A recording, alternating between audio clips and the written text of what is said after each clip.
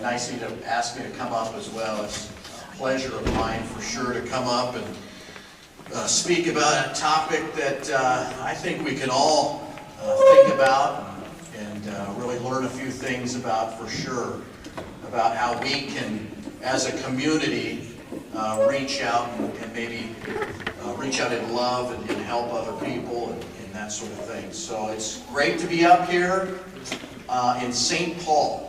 I feel like when I'm out and about in the community, people look at a guy that they see on TV and they get a little confused. You know, it's like I see people, oh, I watch every night, and then I'll hear, I thought you'd be taller. Sorry to disappoint you there. And, or they might get a little confused as to who exactly I am. Perfect example, several years ago, we had a gentleman who did the weather by the name of Bob Geiger. Do you remember Bob? You guys probably remember Bob. Great guy, just a gem of a man, and we all miss him. Colleen and I do, certainly do. And then, so he was the weather guy, and a guy by the name of Casey Marlar did the sports. Casey did sports for a few years, then he moved on to Tennessee. Well, around that time, I was out in the public, and a gentleman came up to me. He just had that quizzical look, like he just couldn't quite place who exactly I am. And he walked right up to me, he said, I watch the news, and I know you. And I said, well, that's great. You're Bob Marlar. I was like, close, but no cigar, right? So you never know. We have, as Julie said, 3 kids. Jenna is our college kid, and Josh is our junior in high school, and Josie's our 8th grader. So we got 3 teenagers, and it's fun. They're great kids. And I think when we go out, and they always kind of look at me funny when people come up and say, hi, Dad, or that rare occurrence when maybe a kid might come up and ask for an autograph or something like that. They always kind of think that's funny. I can remember specifically Jenna, who is our type A oldest kid. When she was little, about 4 or 5 years old, she was very precocious, and she would say whatever popped into her mind. And we were out at Wendy's in Grand Island. I'll never forget it. We're there, and a wonderful couple comes up and said, boy, we enjoy the news. We watch every night. You guys do a great job. And I said, thanks so much. You're watching the right channel. That's great. And they turned and left, and I looked at Jenna, and she was going, kind of like taking this all in, right? Well, another guy came up and said almost the same thing. He said, you know, we watch every night. We think you guys do a fantastic job. I said, hey, great, you're watching the right channel. And without missing a beat, Jenna jumps in and says, Dad, you say that to everybody. Guy, of course, heard it and everything. Well, so I grew up in Nebraska, and my bio says I'm from McCook, and yeah, I did go to junior high and high school in McCook and had wonderful memories there, but my dad was a teacher and a basketball coach, and we lived in several different communities across Nebraska. We spent time in Grant, Nebraska. That was where some of my grade school time was, and then yeah, junior high and high school in McCook. And my brothers and I, there were 3 of us. We had a constant, and it was pretty much basketball and football, and we loved playing ball. That's all we did, you know, we just played basketball, and we had a lot of fun with it. We just, that's the way we grew up. It was like at night, it would be like time to eat, and it was dark, and get inside, let's do it. There were no cell phones back then, no Twitter, or whatever, so that's just what we did. Well, Dad was our basketball coach. We had a great time with him as a basketball coach. I remember one time specifically, Dad kind of got my goat. We were playing down in Kansas against the Kansas team, and the goofy officials down there weren't really calling anything. And so I'm running across the lane. It's our ball, our basketball. And I'm running across the lane, and a kid for the other team smacked me with his elbow right in the face. I probably should have been on concussion protocol, because I'm laying there.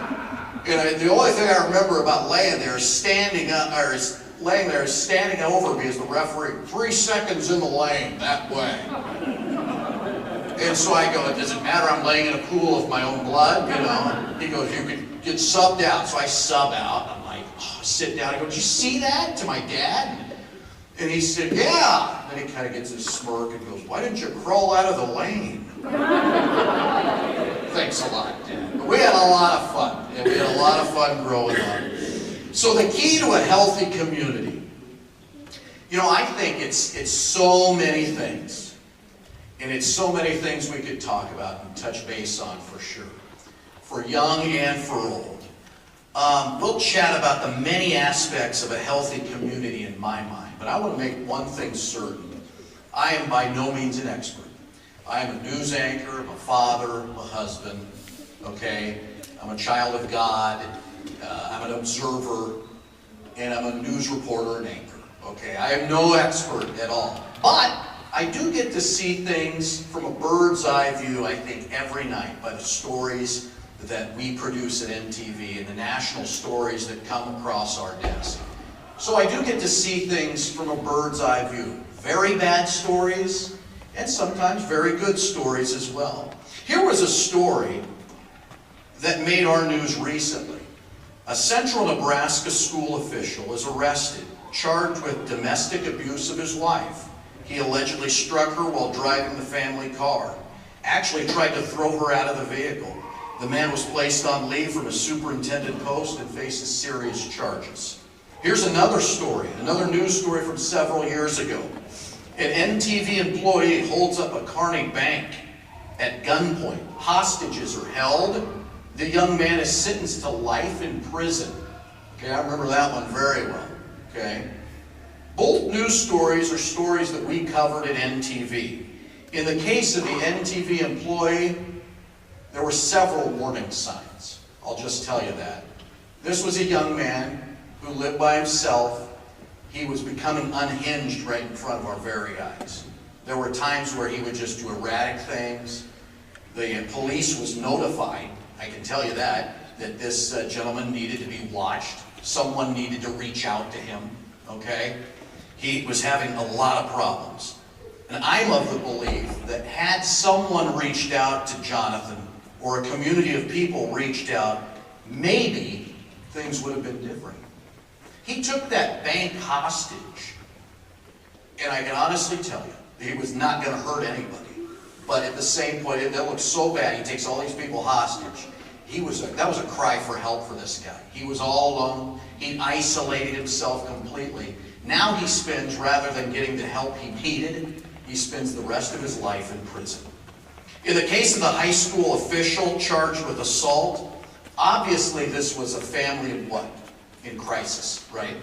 They were in crisis mode, okay? Was there a cry for help? I don't know. Was there anybody there to offer help? I don't know that either. But I know that this was a family in crisis. Contrast those stories that made the news with this story of Linda. Linda was in an abusive relationship with her husband. There were drugs in the house. Linda's husband had just came home from overseas. He was a veteran and suffered PTSD.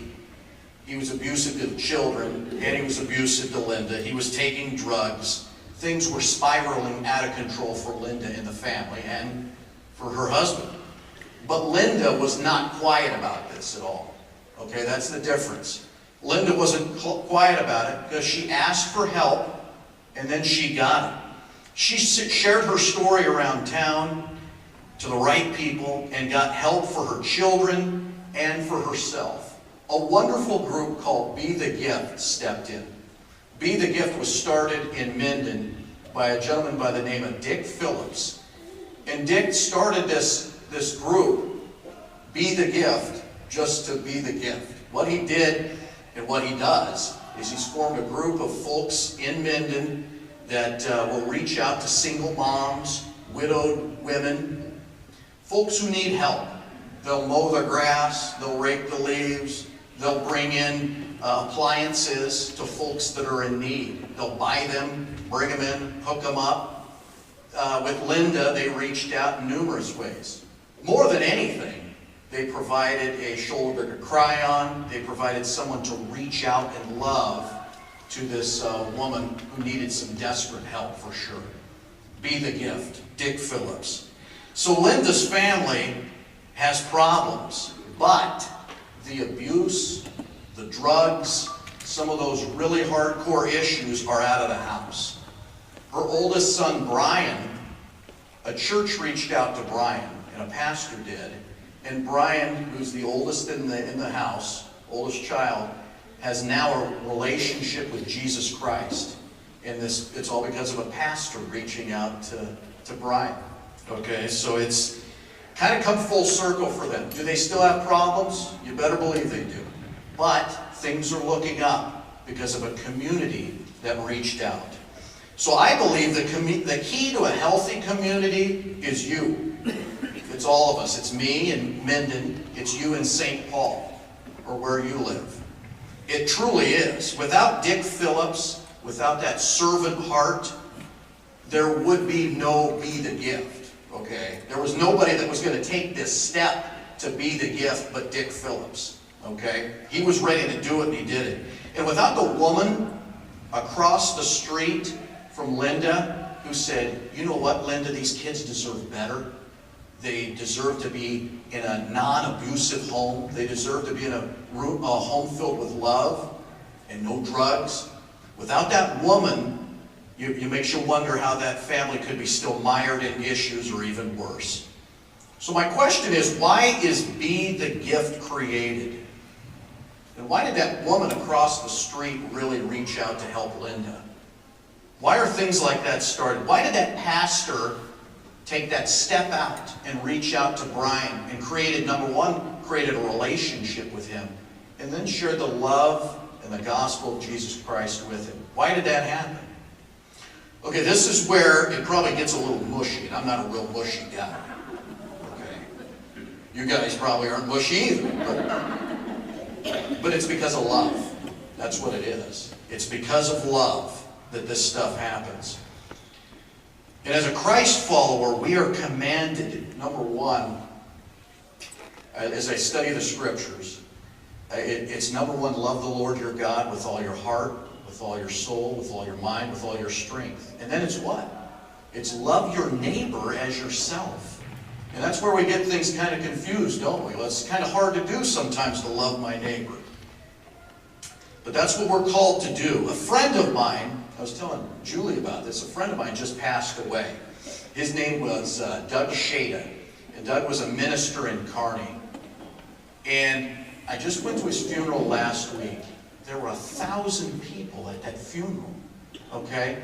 And he was the type of guy, didn't care about 1,000 people at his funeral. He cared about each one, each person. You know what I mean? Where he would... He'd love to meet with me individually. We'd have lunch together. He'd meet with a group of men. He'd love to reach out to men's groups. He met with South Africans on trips overseas. He met with Indians across the ocean. So he was big into mission work, but he was so key on each person. He was the best encourager I've ever been around. I mean, this guy...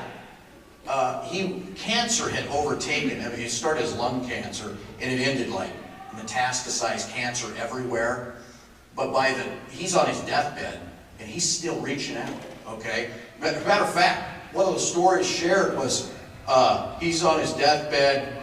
The oncologist is in the room, and they say, "Well, Doug, we've done all we can. We think it's a matter of weeks now, and it's gone too far."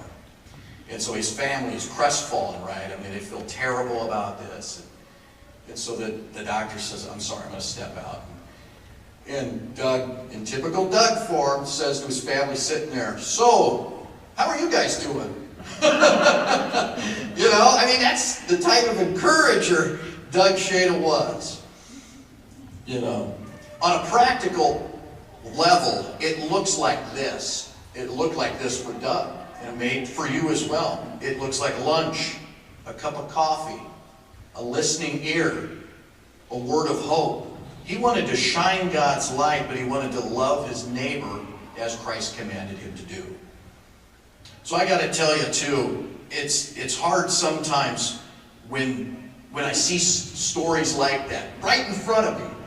I think to myself, Seth, are you doing that? Are you reaching out the way you should? Are you showing Christ's love to the neighbor down the street. You know, maybe there's a family down the street that's just a little off. You don't know how to reach them. Or maybe there's a guy at work that's a little hard to deal with. And if I had to think about it honestly, I'd think, you know what, there's times when I don't reach out. And I'm in my own world. I got my own problems. I got my own issues, okay? But then I think about what Doug Shada would do. I think about what Dick Phillips has done. And I think about what Jesus commands me to do, and that's to reach out. I got to tell you about my friend Randy. My wife Melissa and I have known Randy for 20 years. He's a Minden guy, and he's an alcoholic. His wife's in a wheelchair as a result of an accident from years ago. His daughter had a baby when she was 15. They live in a tiny, ramshackle, terrible house. And it's just the way it is. But Randy's our friend. And Melissa will give him money for groceries. We reach out to him. And he gives us food. He's this great cook, you know, so he loves to share his food with us. And a lot of times people would say, you know, Randy's hard to be around or whatever. And sometimes he is. But you know what? He's our friend. And we're not going to change him. We're just going to love him. There's no ulterior motive that the Denny's are going to do something great for Randy's life. We just want to love him. And we just want to do what God calls us to do, just be his friend. And so it's really fun, you know, and this wife of mine, she's a pro at reaching out. She's a pro at being a friend to someone who, you know, may not have many friends, you know. And I think that's countercultural from what we're seeing, right? Culture is showing, rearing its ugly head many times. It's so sad what we see. Love says build each other up, right? Society says tear it down, okay? Love says reach out to those in need. Society says build me up, okay, so I can be above you, okay, and look down at you, right? What happened in this society that points and laughs at our political opponents, all right, and tears down his or her every move? And you might say, well, Seth, it's, you know, politics has kind of been that way forever, since Andrew Jackson days. You might be right. Yeah, that's probably true. But what happens is we throw all this stuff out there, and then there's this trickle-down effect on Facebook, you know, Twitter, Instagram. Next thing you know, our kids are being bullied on social media. We have all of a sudden a suicide epidemic almost at times in certain schools. So what that negative, pervasive negativity does, it just trickles down through society. And we think it's somehow okay to rip apart our opponent, you know. And it's just, frankly, it's the saddest thing. We live in Minden. It's a great town. It's a town like St. Paul. A lot of great people. A lot of community pride. People trying to do the right thing. Churches with wonderful pastors. And, you know, it's just a great little town. A lot of problems, just like they have in St. Paul, I'm sure. Recently, we had some controversy in our town regarding a deal at school. Our students dressed up as Americanite, okay, and they dressed up red, white, and blue. And we were facing a school with a large Hispanic population. And so we had our kids dressed up in red, white, and blue, and there became an issue that they should not have been dressed up that way because the parents of the other team felt like they were poking fun somehow at the Hispanic kids from their school, okay? And they were probably offended in some way, okay? I won't bore you with the details, but parents of the opposing school took great offense at this. And they eventually jumped on Facebook, and this thing exploded, okay? It just exploded, and there's not a lot of details other than our kids were wearing American stuff, and they were offended, okay? There was a Trump flag. There was a President Trump flag. Okay, make America great again. It was American night. Whatever. Okay, they took the flag down. But so that was it. But irregardless, there were pictures taken of these students by adults and put on Facebook, okay? And there were comments that these kids are racist, blah, blah, blah. You get the picture, okay? Rather than sit down, have a conversation with adults, to adults, with school officials to school officials, this thing blew up on Facebook. Names were being called. People's, pictures taken, and that sort. You get the idea. My point is this: if we have problems, why can't we sit down and discuss them?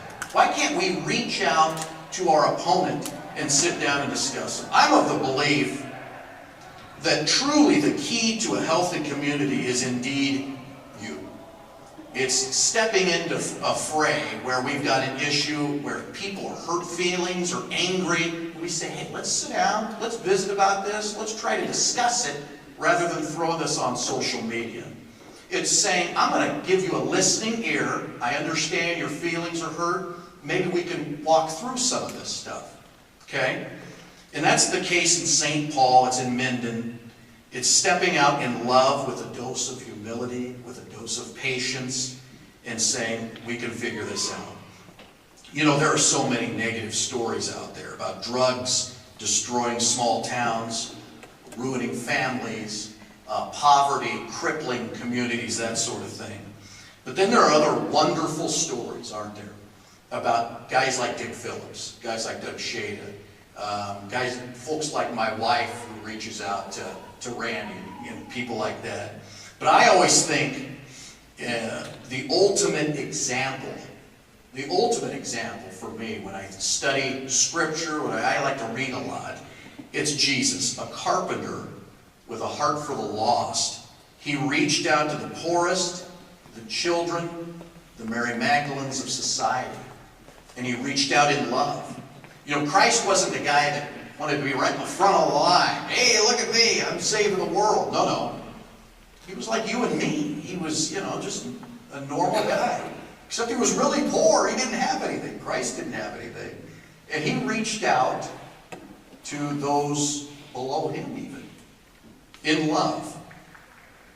So what would he do in St. Paul, Nebraska in 2017? What would he do? Or what would he do in Minden in 2017?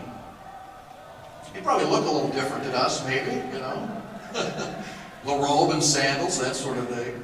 But I think he'd step out in love. He'd reach out to the shut-in. That lady that lives down the street that she turns her light off on Halloween. She's pretty quiet.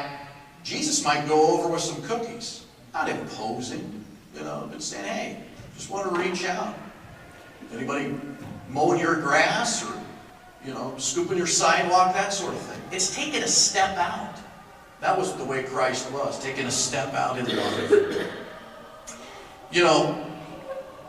Maybe it's just, boy, they're getting after it here. That's great. I'm thinking about going in and checking to see it. This is good. Maybe instead of keeping the gossip going at work, at school, at church, I think Jesus at Swelchik would stop it. Okay? Mental health is so tricky, isn't it? It's tricky because we deal with so many things. Read a stat, 40 million Americans, and it's probably more, 40 million Americans suffer from anxiety, okay? 20 million suffer from depression, all right? And when there's anxiety, and when there's depression, there's what? There's isolationism, okay? Because we want to pull back. I don't know if you deal with anything like that, but when I feel anxious, I want to pull back. I want to get isolated. But going back to Christ, he told the story. In Scripture it said, there were 100 sheep for the shepherd. The good shepherd saw that there was only 99 safe right there in the pen, okay? So the good shepherd did what? He went and reached out to, that's right, went to find that lamb. right? And that's what we need to do. Go look for the land. Who's that in your neighborhood? You know, who's that in your community? The one who's pulled away, who's isolated. I think back, and I don't know. I honestly don't know if Jonathan Buckley, the man from years ago that held up that bank in Kearney, he had so many issues, but I honestly believe if there was someone or a group of people that would reach out to a young man like this, try to show him love, you know, see that he's being isolated, maybe point him in the right direction, get him some help that he desperately needed, I wonder if it would have been different. I really do. You know, high school students. You know, I see so many great things. We're part of the Fellowship of Christian Athletes in Minden, so we help sponsor that. Man, I see so many great things. Kids do so many wonderful things. They, you know, reach out to, you know, a Down syndrome kid. You know, it's just the coolest thing. Reach out to kids who are hurting, you know, and reach out in love. I hear all this terrible stuff about millennials and just, you know, pull your hair out and all this stuff. Yeah, okay. But I see a lot of good, loving things as well. But there's also the bad. You know, this bullying thing is just an epidemic. It's terrible. You know, and I've also seen how kids can shun a kid or a couple kids and make their life hell. You know, and it's terrible. And they do that to good kids. So what would it be like if you guys at St. Paul High School reached out to maybe that kid that nobody sits with at lunch? Hey, can I sit with you? You know, maybe we can hang out, you know? Instead of worrying about what the friends are saying or worrying about what the friends are thinking, maybe it's taking that step, reaching out and taking that step. I really believe that's where it starts. I believe we'll never touch anxiety, depression, isolationism if we don't start right here in St. Paul. If we don't start in Minden, in Kearney. People get really frantic when they look at mental illness and mental problems in the big picture because it's really concerning. If we've got 100 million people struggling, however many it is. But if we can start right here in our own neighborhood and do something like Dick Phillips did, you know, a grassroots organization and just reach out. Maybe it starts with a cup of coffee with somebody we don't know very well. But I encourage you to do that. And you may think this, look, Seth, I just don't have it. Okay, I don't have it. I've got my own problems. I've got my own issues. I'm busy. I've got family stuff. You know, my daughter's going through a divorce. My other son has money problems. You know, wait, hey, stop right there. Because we all got problems, right? I think we do. I know I've got problems. And I know you've got problems if you're honest with yourself. So I think that, the interesting thing too is Christ in the Bible didn't say get cleaned up first and then go help somebody. He said where you're at, love your neighbor as yourself. So I could probably make a list of reasons why I can't go, reach out to that guy in work, but it doesn't mean a whole lot. So God never says that. He never says get cleaned up, then go help someone. He says love your neighbor as yourself. So I believe the key to a healthy community is you and me and all of us. That's the key. So I want to thank you for having me come up here. I would be happy to take any questions about TV, about whatever. I'm not an expert on the topic that I spoke on tonight, but this is just something God put on my heart. But I would feel free to ask whatever questions you've got. I've got time to take them, so whatever you got. We've lived there 18, 19 years.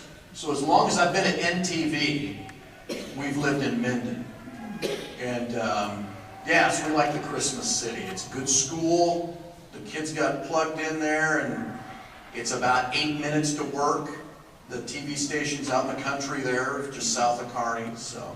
You plan on staying there? You know, we do. We do. You know, it's interesting to bring that up because you think about, as the kids grow up, like I said, Josh is going to be, he's a junior.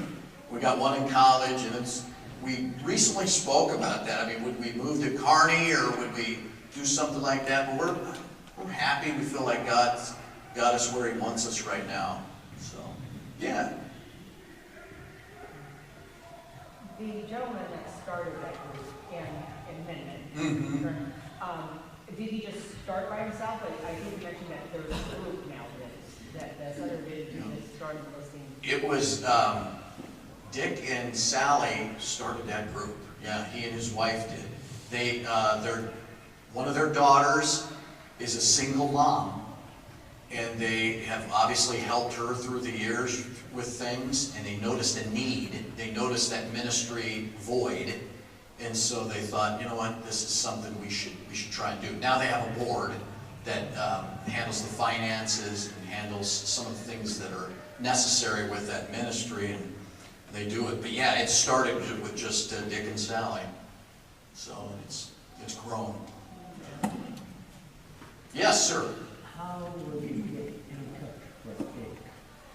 Yeah, I can get you that number, or I can get Julie that number, and certainly do that. I worked in Minden for a couple of years and Dick was teaching high school, so I know him. Great guy. Yeah. Is that right? Yeah. Super guy. I went to college.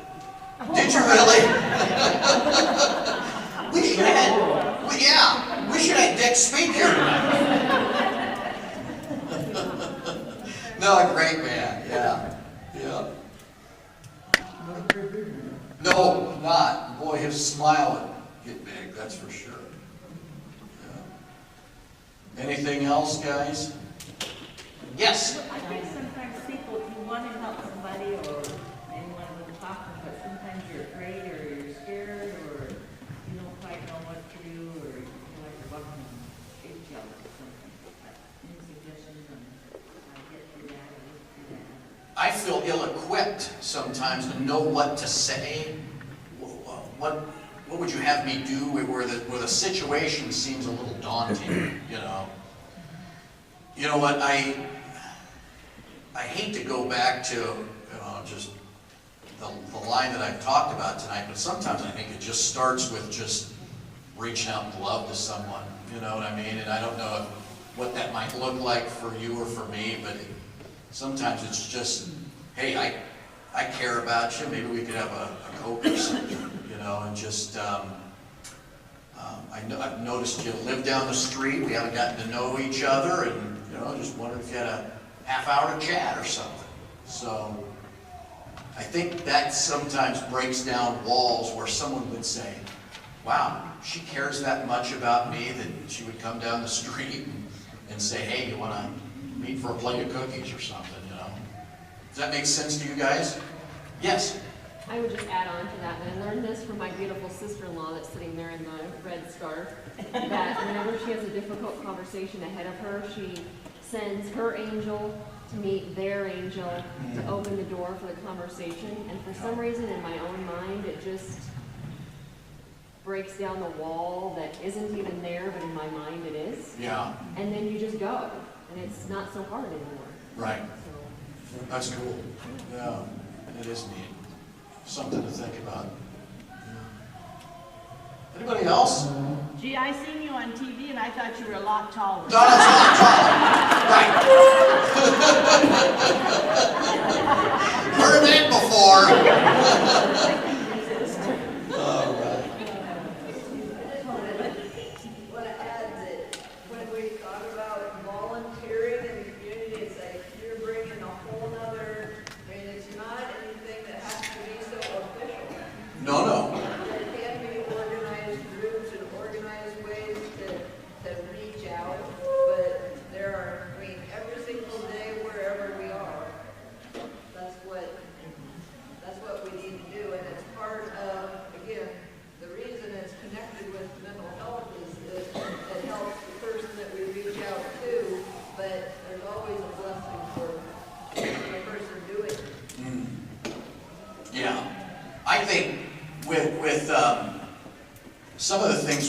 anxiety that I see is when sometimes when I get anxious or I'm just having a bad day or something, if I can step out and reach out to Julie and say, well, let me check on you. How are you doing? Tell me about your family. And then all of a sudden, for some reason, my focus is better. I feel better, and my focus is changing from on me to Julie. And I guess that seems natural, doesn't it? I mean, if it's not focused on my problem, you know? So, yes? We had a casual Sunday in our church, and we had a whole conversation about reaching out, and it was in the context of just helping with big Thanksgiving, something. But there were some examples of people had been met by someone, you know, saying that they didn't really need help or they didn't really want help. And I was thinking that I think it's important to be sensitive too, that we can't just come there with our needs, but we have to, you know, appreciate the pride and the trust and everything from the others. I think you said the thing there, the trust, right? There has to be a trust issue there. They might not trust me if I approach you and for whatever reason, I'm reaching out to you, I'm stepping out of my comfort zone, but they may not be there, okay? Which is cool, you know, and that's fine. But that's a good point. It really is. I just never forget attending a retreat at church, and she said, when you walk out of your church or out of your front door, that's your mission field, Huh. right? It is. Right there, we don't have to go overseas. No, And I think of our whole block where we live, that's true. It's right on the money. every house. There's needs in every house on your block. That's the way it is on my block. We've all got issues there, you know. It's so true. Absolutely. That's great. It's like Julie was saying, this doesn't have to be some big organized thing. You know, it's just going where there's a need, right? Yeah. How about rejection? Are you ever afraid of rejection? Going to a house, offering cookies and get door slammed in your face? Well, I think so. And I think, how do I say this? I think my wife would be more concerned about that than me. Again, I'm kind of a guy that it's just like, they don't want the cookies. That's fine. More for me. Whereas my wife might say, you know, that really hurt my feelings. That really, that rejection's tough. So it depends on, individually. But yeah, that's very true. And so when you weigh out whether I can reach out and love to someone, sometimes that fear of rejection is a big thing. Smile and have a good day no matter where you're at. Changes the outlook of everybody. That's so true. Boy, that's true. That smile goes a long way, doesn't it? And if you're out to help people, you can't let them see that you feel rejected, because that's how they feel. Yeah. You know, we're there to help them, and even though you knock on the door and they're nasty to you, you gotta just keep right on knocking. Yep, that's right. Or sometimes it's about just leaving a Mayday basket on somebody's front door and not even letting them know who it's from. Just leave it there. Just that can put a smile on somebody's face and they're like, wow, somebody does care about me. I don't know who it is, so it doesn't make me feel so, like, vulnerable to that person, but at the same time it brings a smile to your face. And we've had a presentation on this before about random acts of kindness. It does not need to be recognized, it does not need to be acknowledged. It just needs to be something that not everybody even needs to know happens. That's a beautiful thing, too. When nobody else knows about it but you and God, that when you just do something like that, that's cool. Yeah. Yes? I would add to that, at the 712, we have the secret kindness agents, and they are secret, but they work with one of my teachers. If you're ever wanting to donate money, because they have none, They do little things like put candy on lockers with little notes, or just sometimes in lockers, or just some random things. They're called the Secret Kindness Agents, and they do kind of fun stuff at school. So they're always taking donations, like everything else at school. Talk about rejection. I had a neighbor lady that we were friends, I mean, we didn't do too much together, but she passed away, so her 2 daughters and her son came to clean out her house, you know, and sell it. And I thought I'm going to be a nice neighbor, and I took over some rolls. Well, the 2 girls answered the door, and we were in a conversation, and all of a sudden their brother came from on the back of the house.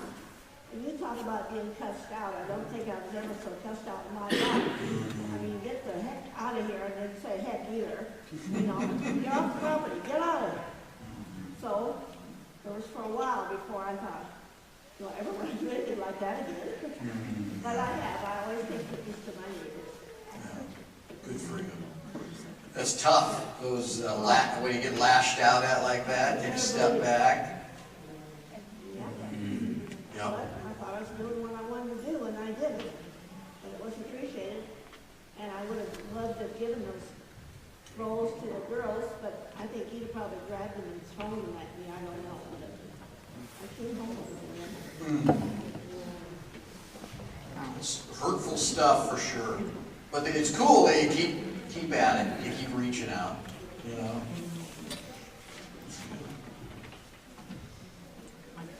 Ms. Julie?